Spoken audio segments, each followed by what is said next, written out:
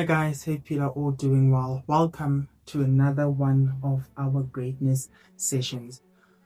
I just decided I'm gonna jump onto the camera and I'm gonna just record as raw as it is. Usually I have like an entire light setup, but today I just told myself I'm just gonna be minimalistic with my approach, especially in the setting and the lighting. Our greatness session today is going to be dealing with the habits for success. The habits for success. I had written it down here somewhere. So, the most special thing about today's session is this. I didn't feel like doing it. Right? I really didn't feel like doing today's session. Why? I was just not in the mood. Honestly, I wasn't in the mood. There's a good friend of mine. Her name is Bobby. Alright.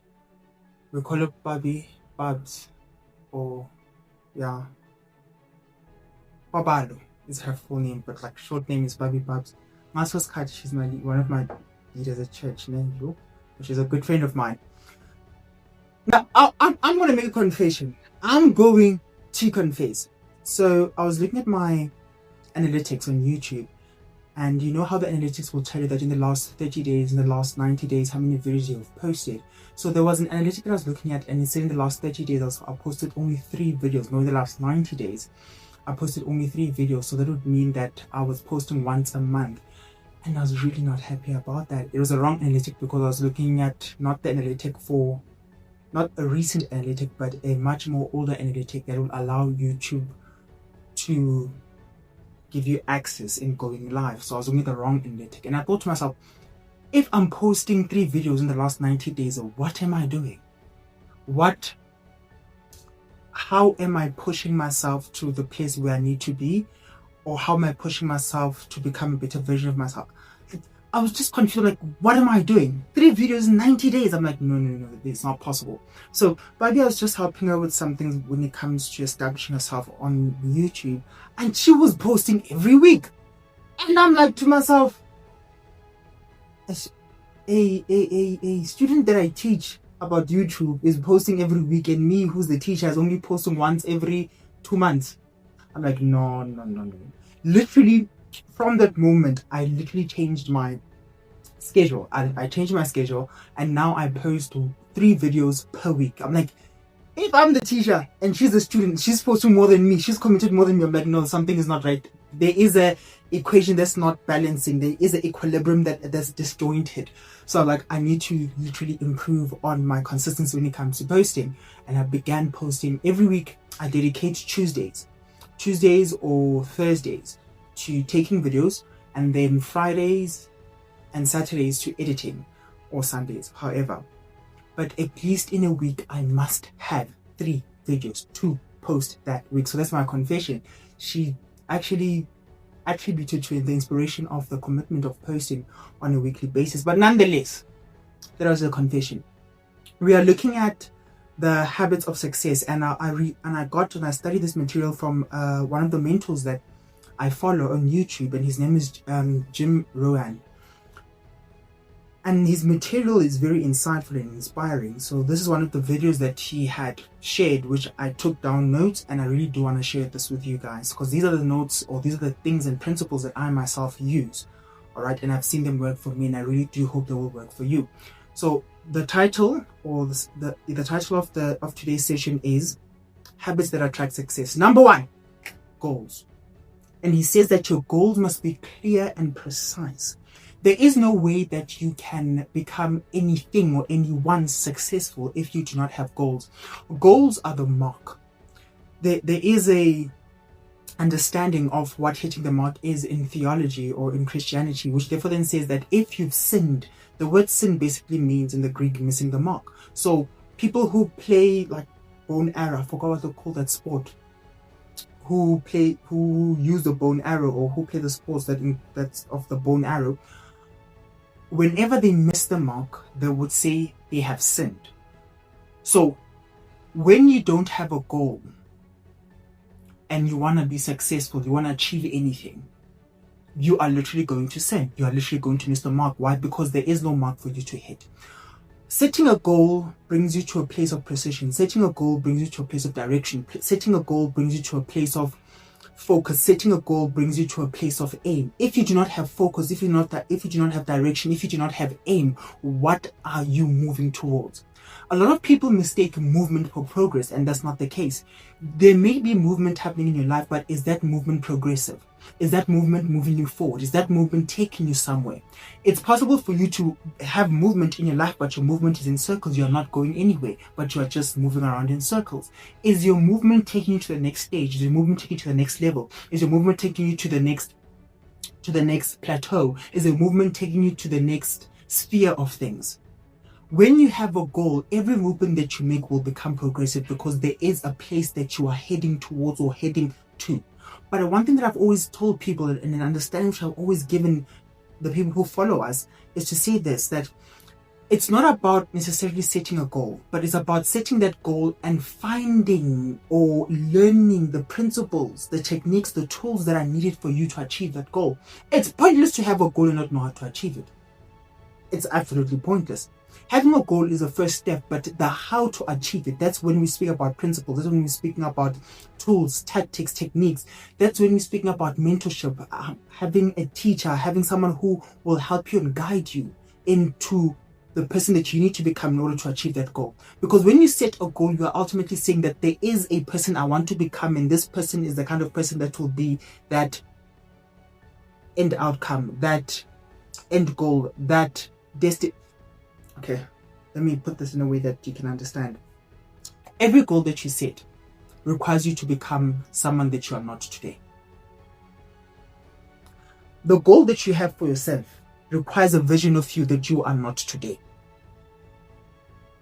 Because if that goal that you had set requires the vision of you that you are today, that goal is not going to take you anywhere because it has already brought you to the place in a point whereby you are, which is that current version of yourself.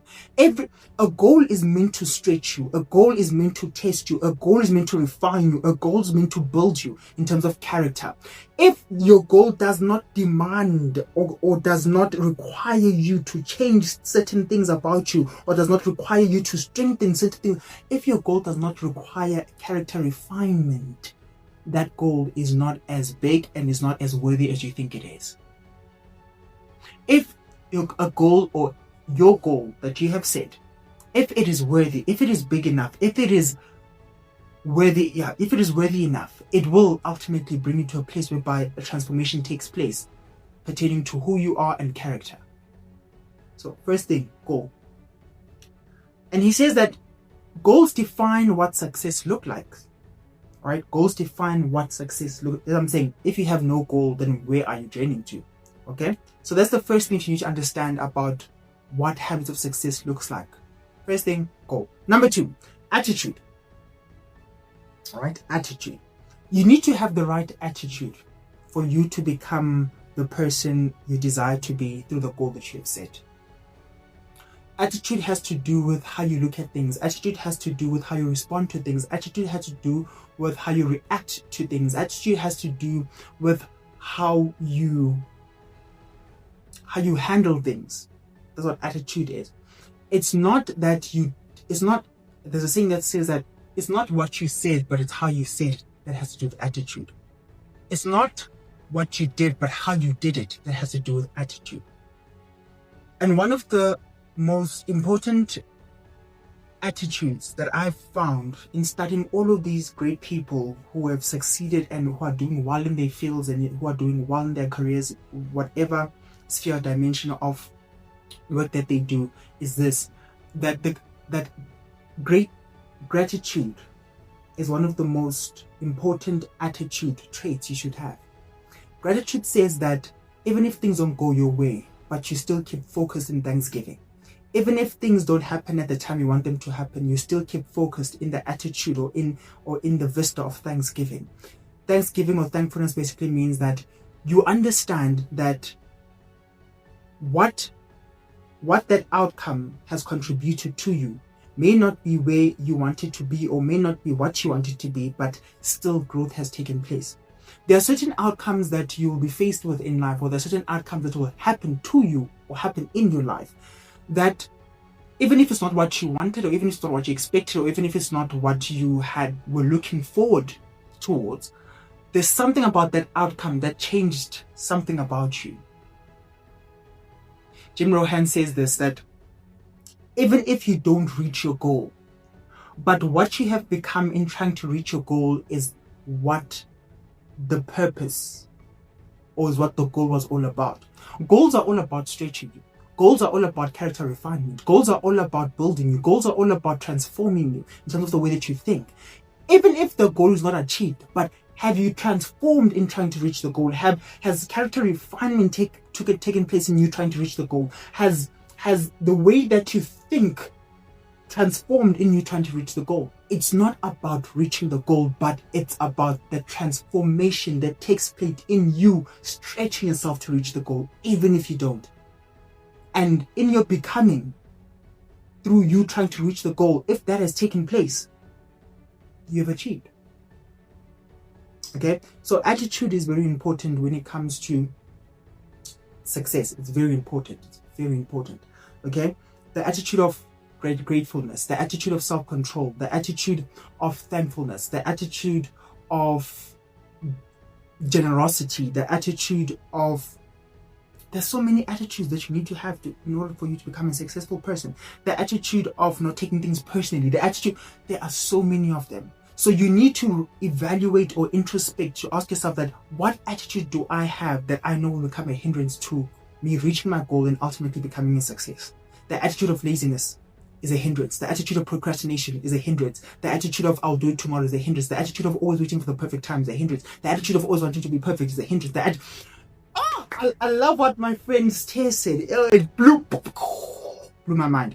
He said this. He said that we were speaking on the phone, and he said that the goal is not perfection, but the goal is excellence.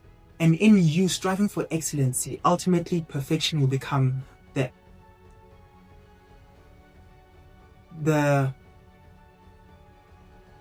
inevitability.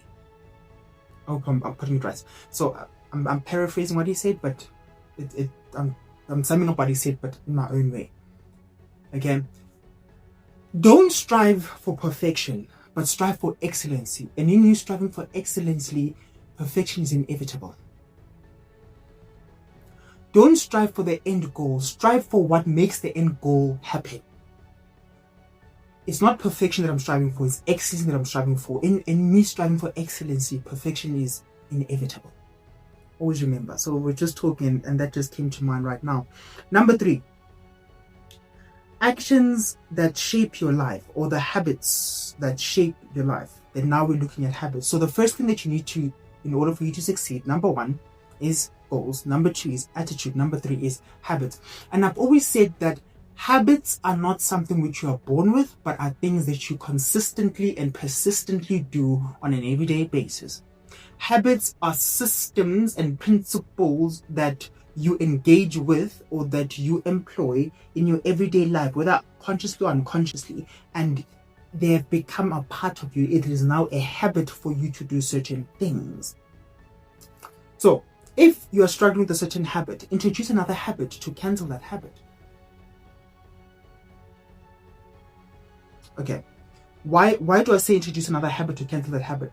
The whole understanding of what habits are, not all of it, but most of it, is predicated on dopamine. I want you to get it. It's predicated on dopamine. You may do something that you don't like at that moment in time, and you doing it at that moment in time and not liking it does not release any dopamine, does not release any excitement, does not release any fulfillment, does not release any satisfaction, right?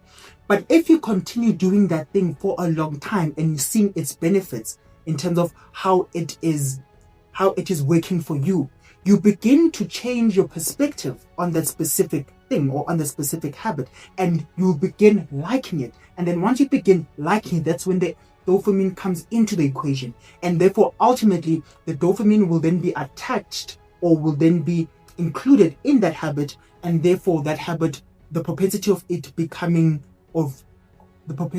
it lasting in terms of you doing it, will then be high. The reason The reason why I think that people don't last in certain habits that they do is because they have not attached that dopamine to that habit. Even if you don't like something, learn to like it because you know it is good for you. Even if you don't appreciate something, learn to appreciate it because you know it is good for you. Even if you don't vibe with something, learn to vibe with it because you know it is good for you. It's beneficial. It is a healthy thing for you to do. I'll give you an example. I began doing this habit because it's something that I saw that most of these successful people, they always do. Okay. And this habit, what was it? It was breathing. And I did a short study about the different breathing techniques here. The Kundalini breathing, the one that's most prominent, the Kundalini breathing and the Wim Hof breathing. And the one that I do most of the time is the Wim Hof breathing. And I asked myself, like, all these successful people that I studied, whether it was Elon Musk, whether it was like great people who are absolutely like the 1%ers, when I was studying them and just looking at their stories, listening to their podcasts, each and every one of them spoke about breathing. I'm like, what is with breathing?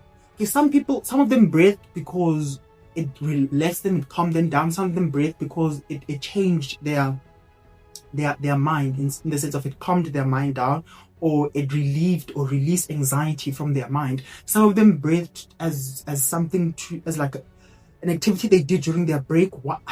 They had different reasons for breathing. And I'm like, there's something with this breathing then. So I'm like, I'm gonna start breathing.